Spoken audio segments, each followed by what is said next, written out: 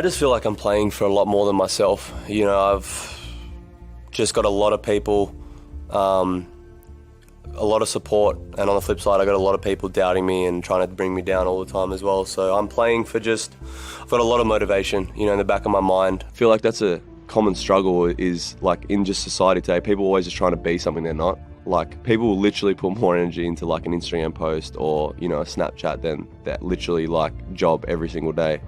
And I see it every day and I'm just like, I want to say it, but I don't want to intrude, and I feel like people are just trying to impress everyone else, and then they get home at the end of the day and look in the mirror and they're just like, it's just a big front. And it's just like, I'm just so comfortable in my own skin. It's a scary level of freedom. Like, that's my message. Once you're really comfortable in your own skin and you're doing what you want to do and you're successful and you're turning heads and people are taking notice, it's a dangerous level of freedom. Because it's so easy to be, you know, attached to technology and seeing everyone's opinion on the match or highlights or anything like that, but I feel like I'm able to really switch off from that, and that's a big part of my growth, I think.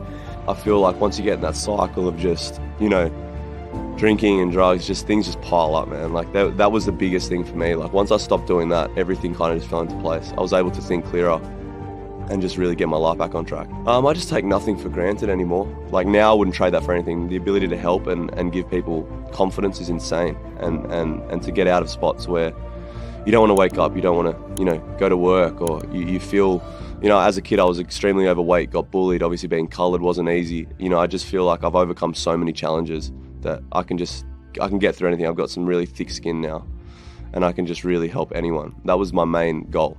Like, that was everything I was focusing on every day.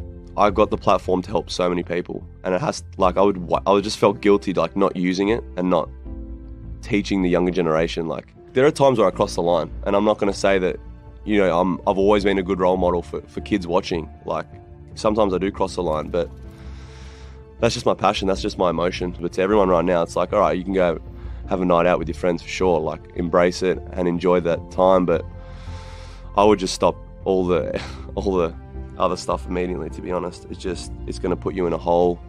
You're not going to be able to think clearly, and it doesn't better you at all. Like, I know it's easy to say it, but it really doesn't better you at all.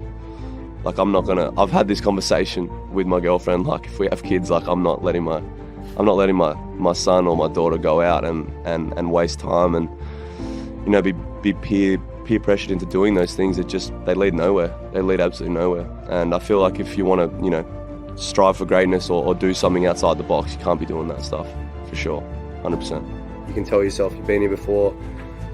You know, the confidence and the belief in yourself, that only comes with achievement. You know, I've obviously met a lot of amazing people this year who have just given me extra motivation, and, you know, to find people that finally have my back and that I just love being around, and they just want to push me to be a better person and to be a better tennis player. They realise that I'm immensely talented, and I feel like a lot more to do in this sport.